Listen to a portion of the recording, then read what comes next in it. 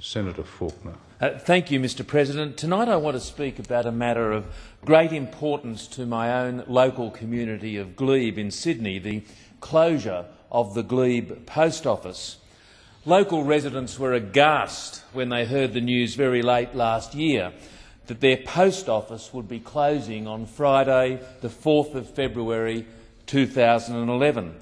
There was no community consultation before this announcement, no period of grace for the community to look for other options, no discussion of or calls for tender to transition to a licensed post office, just 2 months' notice over the Christmas period, and then shut the doors. The residents of Glebe were told to go to the nearest post office in the Broadway shopping centre on Parramatta Road. Let me say, this is disgraceful practice and utterly unacceptable corporate behaviour from Australia Post. So, Mr President, some history. In 1852, John Clissold was appointed Glebe's first postmaster when a postal sub-office was opened in Glebe. Early records have been lost and little is known about the first Glebe post office, but it is believed to have been located on the Glebe Road, now Glebe Point Road. On the 1st of November 1857, a letter carrier was appointed to Glebe along with the other inner suburban Sydney post offices, Newtown, Camperdown, Redfern and Paddington. Prior to then, letters would simply remain at the district post office for collection. In the 1860s, the post office at Glebe moved to a different part of the village, and although we don't know precisely where, the evidence suggests that the new location was along the Glebe Road. In 1868, when money orders began to be issued at post offices, then Glebe postmaster John Tucker, who'd been postmaster for 3 years, resigned in high dudgeon, claiming the new duties would be too great a burden. But again, it was time for the post office to move. 2 proprietors bid for the tender. One, situated on the corner of the then Glebe Road and Harden Street, now Glebe Point Road and St John's Road. The other on the corner of Parramatta Road and the Glebe Road.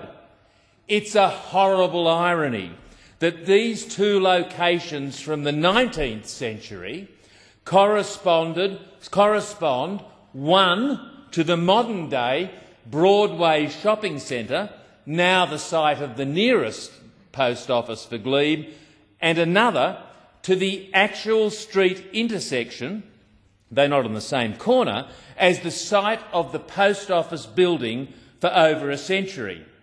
Needless to say, the location on Glebe Point and St John's Road won out.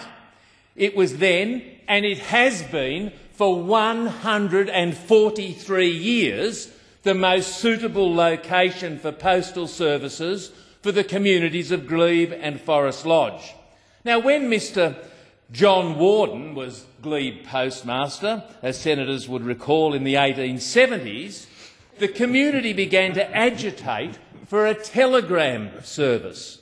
The Parramatta Street telegraph station, near the Glebe Road junction, again no doubt, almost the same location as the present-day Broadway shopping centre, was then, and still is today, just too far away from the heart of Glebe. Petitions were presented in 1877 for a telegram service at John Warden's post office in the heart of Glebe. Now, the colonial authorities offered the Glebe telegraphic service for tender. A location at 1 Hope Terrace, Glebe Point Road, a stone house with slate roof and 20-foot frontage with hall and 7 rooms at £75 rent per annum, was accepted. Although Hope Terrace doesn't exist today, it was described as 50 yards from the Harden Street intersection. Now, a female telegraph operator, Miss Minnie Knott, was in charge of tapping out the telegraphs. And due to the policy of amalgamation of postal and telegraphic services, Miss Knott also became the postmistress. In 1878, there was still much talk about relocating up to Parramatta Road. The University Hotel on Parramatta Road was offered, but the decision-making authorities of the 19th century were much more sensible than the 21st century decision-makers. It was considered, and I quote, inconvenient for postal purposes.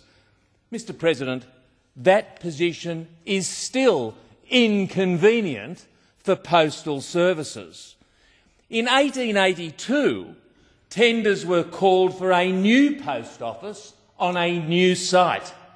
The post office site at St John's and Glebe Point Road was selected. By 1883, two sets of plans were under consideration: a building with a tower for £4,300 or one without a tower for £3,730. Both these options were considered too extravagant, and requests for a more modest building were then tendered. Finally, a £2,139 plan was accepted, and the building was completed on Christmas Eve 1885 and ready to be officially opened and occupied on the 5th of January 1886. And Miss Knott, that trusted telegrapher cum postmistress, opened the doors on the 8th of January 1886. Now, business boomed at the new location. Annual revenue increased 517%, from £290 in 1879 to £1,500 in 1890. A departmental report was issued to assess if Miss Knott needed more assistance at the post office, and it found this, and I quote, "One of the assistants was engaged on duty from 8:30 a.m. till 3 p.m, and one from 3 p.m. till 8:15 p.m, and that they were kept busy constantly at the telegraph instruments, sending and receiving. Miss Knott was occupied in the booking and disposal of telegrams and attending to the counter most of her time. Postal work was often left to the messengers and thus unavoidably neglected." Mr. President, some things do not change in 120 years, because Miss Knott's story is similar to the tale told by the 3.5 full-time equivalent Australia Post employees who were run off their feet tending the needs of the Glebe community until just last week. I've been in that post office on hundreds of occasions, and on nearly every occasion I've had to queue in a queue 5 or 6 people deep. But needless to say, the decision-makers in the 1800s showed far more foresight than the decision-makers of today. The authorities in 1890 granted Miss Knott additional staff. The authorities in 2010 closed the post office down. Now, Mr. President, tonight, this evening, I will leave the Glebe post office in 1890, a busy, vibrant and essential part of the life of the community of Glebe.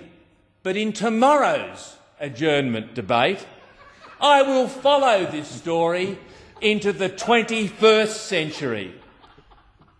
Unfortunately, it will not be a story with a happy ending.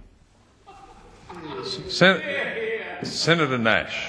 Thank Thank you, Mr President. Before I begin, can I just acknowledge Senator Faulkner's contribution? And quite obviously, forget about the Prussian Revolution in 1870, it was all happening in Glebe. And can I acknowledge that is probably the most detailed and comprehensive defence of a post office I think this place has been able to entertain. So thank we shall look forward to your further contributions, Senator Faulkner, with enthusiasm.